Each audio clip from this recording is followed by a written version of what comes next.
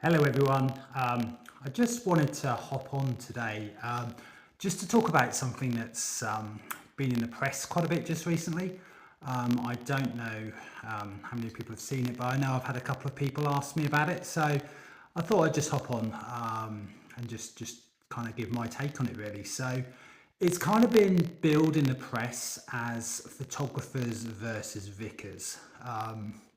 Which makes it sound like some sort of crazy computer game.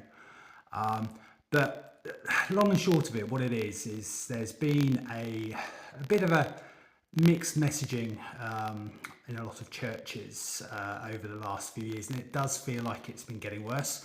So while it's photographers versus vicars, I am going to just tag videographers in there as well, because it does kind of like affect us on top of that. So where it kind of comes in is, quite often you'll go to a church and vicars might have different rules, or might let you only stand in certain places, or might just not let you be in the church whatsoever. So I think the worst one I had was a few years ago, where literally the vicar said, thou cannot enter. This changed the day before the wedding, so thankfully I was able to go in and film the wedding. But up until that, we weren't even going to be allowed into the church. But I mean, what I must say is the amount of weddings I've done over the years, I've literally could count on one hand the amount of problems I've had with vicars. It is always frustrating when you kind of do everything you can, you get there and then you get told, no, you've got to stand at the back, or yeah, like I say, you're not allowed in the church at all. But like I say, I only ever had that once, and it never really was a problem in the end. So it is kind of limited, but I think the biggest problem is you've just got such mixed messaging across churches, and there's no like specific standards everywhere. I mean, I will state this is quite. I find it's quite rare. Most vicars, as long as you come in and you say, I'm not going to move, I'm going to be in one place, or I'm just going to be here, I don't want to like get in the way, then most of them are fine. I mean, I guess where the problem kind of comes in. So one story that I have is, it was back 2020, so we're kind of coming out of COVID, and I had a vicar email me. And normally when a vicar emails you, you go, oh dear, it's going to be one of those. But they just reached out and said, hi, just wanted to kind of chat through plans, how I can help you, where you need to be and stuff like that. Could you please arrive in good time, and then, we can, make sure we've got a plan in place.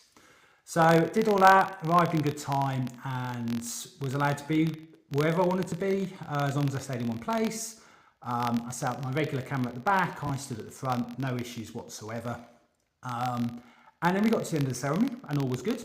And the vicar actually came up and spoke to me and the photographer and just said, thank you for, being respectful, thank you for not, taking the mix, thank you for not being disruptive.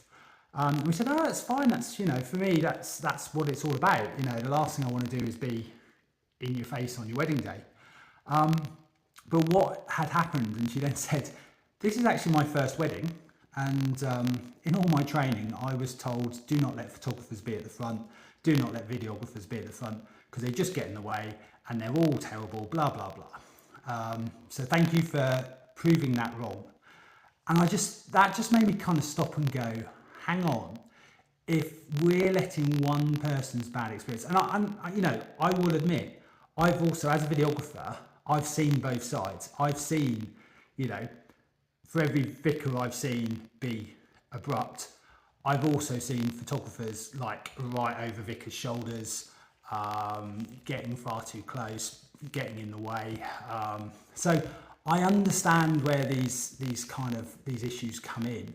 But I think it's, like I said at the start, it's about consistency, and it's about making sure that everything's the same. We're there because, and you as a couple are there because you see it as a celebration. You know, lots of people, yes, they see it as a very solemn religious affair, but the whole day is a celebration. And, you know, as a photographer and a videographer, we want to capture that for you. Whereas I guess for a vicar, in a lot of occasions, it's seen more as just being a, you know, very, you know, religious, very, you know, important ceremony. So for them, they're like, no, I'm not having any interruptions. I'm not saying that we'd interrupt, but you get what I mean. It's literally a case of, no, this is my area, you know, you'll have to do what I say, which you know is absolutely fine, as long as there's consistency, as long as we're all there for the same reason. We're all there to make the day as special as we can for the people getting married. And it's not about us, it's not about, you know, all the other bits, it's about the couple. So I guess my take for anyone who's kind of seen the press, getting married in a church and thinking, ooh, what's this all about? Open communication. The best answer to everything is always communication. So have communication with your vicar, speak to your vicar. It's always worth your vicar, if especially, you know, so from a videographer point of view, I've probably had 5 or 6 times where I've turned up and the vicar's just gone, I didn't know they were having a video. So if you're having a video, tell your vicar you're having a video, but also ask them the question, ask them what rules they have, ask them where the photographer's going to be able to stand. Just kind of open that dialogue nice and early so there's no surprises on the day. Again, I'm going to give one last example. So I did a wedding, I'm going to say last year, yeah, I think it was last year, where literally the number one shot that the bride really, really wanted was a shot of her coming down the aisle. Walk into church, hi, how you doing? Yep, all good. You've got to film from there. You can't move from now. So okay, that's fine. Can I get a shot of the bride walking down the aisle first? No, you can't come up here and get a shot of the bride walking down the aisle. So that's a shot she really, really wants. Is there not anything we can do? No, definitely not happening. So unfortunately, I don't have to go and get the groom, traipse along with the groom, just say, look, can you just explain? Because, you know, I don't want to get afterwards and then the bride being disappointed that she hasn't got a shot of her walking down the aisle. That's where it just becomes a little bit sad, really, because that bride had no idea that those rules were going to be in place.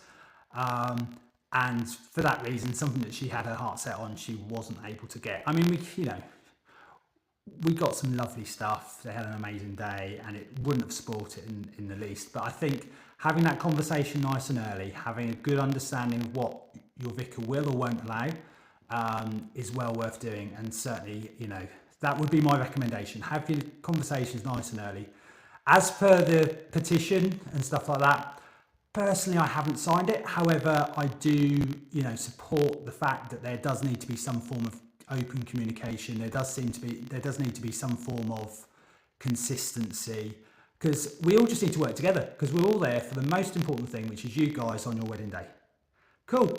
Well, that's me waffling for 8.5 minutes. See you later.